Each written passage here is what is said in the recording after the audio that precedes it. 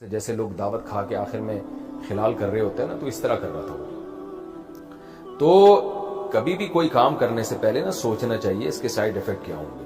تو جانور پر احسان ضرور کریں، اگر کسی عذاب میں، مصیبت میں، بھوک پیاس میں تو آپ اس کا خیال کریں، اور ظلم سے بچیں۔ جیسے کہ یہ بھی ایک ظلم ہے کہ جانور کی میں جو ماں ہے اس کو بچوں سے الگ کر دینا، یہ بھی ظلم ہے، یہ بھی جائز نہیں ہے۔ یہاں کچھ دن پہلے ہم نے دیکھا کہ بلی کے اتنے 2-2 3-3 دن کے بچے دھوپ میں پڑے ہوئے ہیں۔ کسی نے کیا کیا، اپنے گھر، بلی نے کہیں ان کے گھر میں بچے دے دیے ہوں گے، انہوں نے بچوں کو اٹھا کے باہر پھینک دیے، بلی کے بچوں کو۔ اب آپ بولو کہ وہ بچے بیچارے اتنے پیارے پیارے سے بلی کے بچے، وہ دھوپ میں پڑے ہوئے کیسے بھوک پیاس سے تڑپ کے مریں گے، اور ان کی ماں پہ کیا گزرے گی۔ تو اعتدال والا راستہ یہ ہے کہ نہ تو جانوروں کی ایسی خدمت کی جائے کہ جو محلے میں آپ کو بیچاری لاوارث بلی نظر آتی ہے تو آپ اٹھا کے اپنے گھر میں لا کے اس کی سیوا شروع کر دیں، یا کوئی کتا نظر آتا ہے یا کوئی اور جانور نظر آتا ہے تو آپ اس کا پراپر ہسپتال ہی پورا بنا کے ان کی خدمتوں میں لگ جائیں، یہ بھی غلو ہے۔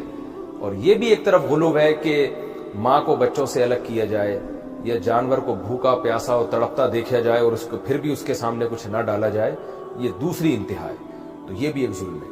کیا بستر پر لیٹ کر ذکر کر سکتے ہیں؟ بالکل کر سکتے ہیں۔ اللہ تعالیٰ نے قرآن میں فرمایا یذکرون اللہ قیاما وقعودا وعلی جنوبہم، ہمارے نیک بندے اللہ کا ذکر کرتے ہیں کھڑے بھی، بیٹھے بھی اور لیٹے بھی۔ بہت اچھی بات ہے۔ ایک حدیث میں آتا ہے، اللہ تعالیٰ، حدیث کا مفہوم یہ ہے، صحیح حدیث ہے، کہ بہت بڑے درجات اللہ ان کو عطا کریں گے جو نرم بستروں پہ بھی اللہ کو یاد کرتے ہیں۔ یعنی جس بستر میں انسان کو نیند آ رہی ہوتی ہے اور غافل ہو جاتا ہے، اس میں بھی اللہ کو یاد کریں گے، تو بہت بڑی فضیلت ہے اس کی۔ عثمان پٹھان انڈیا سے، مفتی صاحب، جس طرح ارطغرل میں لوگ سلام کے بعد سینے پر ہاتھ رکھتے ہیں اور جب مصافحہ کرتے ہیں تو ہاتھ سے ہاتھ نہیں ملاتے بلکہ گٹوں سے اوپر کی جگہ کو پکڑتے ہیں، کیا ہم اس طرح کر سکتے ہیں؟ بھائی نبی صلی اللہ علیہ وسلم نے ایسے مصافحے کا جیسے طریقہ بتایا کہ اپنے دائیں ہاتھ سے اس کے دائیں ہاتھ کو پکڑا جائے، اس طرح، یہ سنت ہے۔ اس کے بعد پھر باقی سینے پہ ہاتھ رکھنا، یہ سب چیزیں سنت نہیں ہیں۔ تو بھئی اگر ان کو سنت سمجھتا ہے تو بدعت ہے، سنت نہیں سمجھتا ویسے ہی رکھ رہا ہے تو رکھ لے، اس میں گورنمنٹ کی طرف سے کوئی پابندی نہیں ہے۔ لیکن ان چیزوں کو سنت سمجھنا یا جو یہ نہ کرے اس کو برا سمجھنا، یہ پھر غلط ہو جائے گا، یہ ناجائز ہو جائے گا۔ کیا بلی کا کاروبار حلال ہے؟ کیا بلیوں کا کاروبار کرنا جائز ہوگا؟ اگر ہم بلیاں پالیں اور بعد میں اسے بیچیں تو کیا یہ جائز ہے؟ عظمیٰ صاحبہ ممبئی سے۔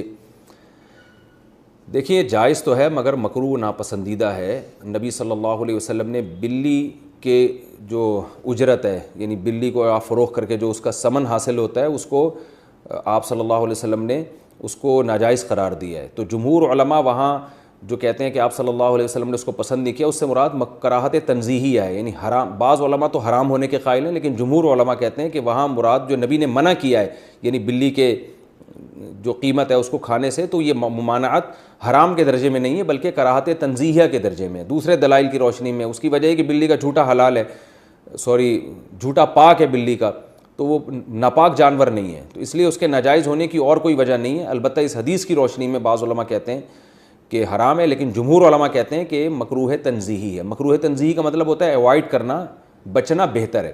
تو مشورہ میرا یہ ہے کہ اگر آپ نے کوئی بلی بیچ دی ہے تو اس کی قیمت اگر آ گئی ہے تو ٹھیک ہے، لیکن آئندہ بہتر یہ کہ اس کو کاروبار آپ نہ بنائیں۔ حرام میں نہیں کہہ رہا، قول میں وہی کر رہا ہوں جو جمہور کا قول ہے کہ حرام نہیں ہے، مکروہ تنزیہی ہے، لیکن بہتر یہی ہے کہ آپ اس سے اجتناب کریں۔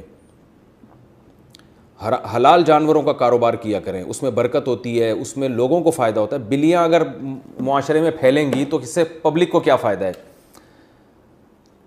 اگر گائے، بھینس، بکریاں، مرغیاں ان کا کام کریں گے، مرغیوں سے انڈے ملیں گے، بکریوں سے دودھ ملے گا، گوشت ملے گا، بکروں کے ریٹ مارکیٹ میں کم ہو جائیں گے جب بکروں کی پیداوار بڑھے گی، تو اس سے انسانیت کو فائدہ ہے اور انٹرٹینمنٹ بھی ہے۔ بکری بھی پل جاتی ہے، دمبے بھی پل جاتے ہیں۔ میرے دمبے آپ آ کے دیکھیں، 2 دمبے ایسے ٹائٹ خاندانی طریقے سے پلے ہوئے، کھا کے ماشاءاللہ مستنڈے بھی ہو رہے ہیں اور پل بھی گئے ہیں، بچے کھیلتے ہیں ان سے، وہ جب عصر کے بعد لے کے نکلتے ہیں چھلانگیں مارتے ہیں وہ۔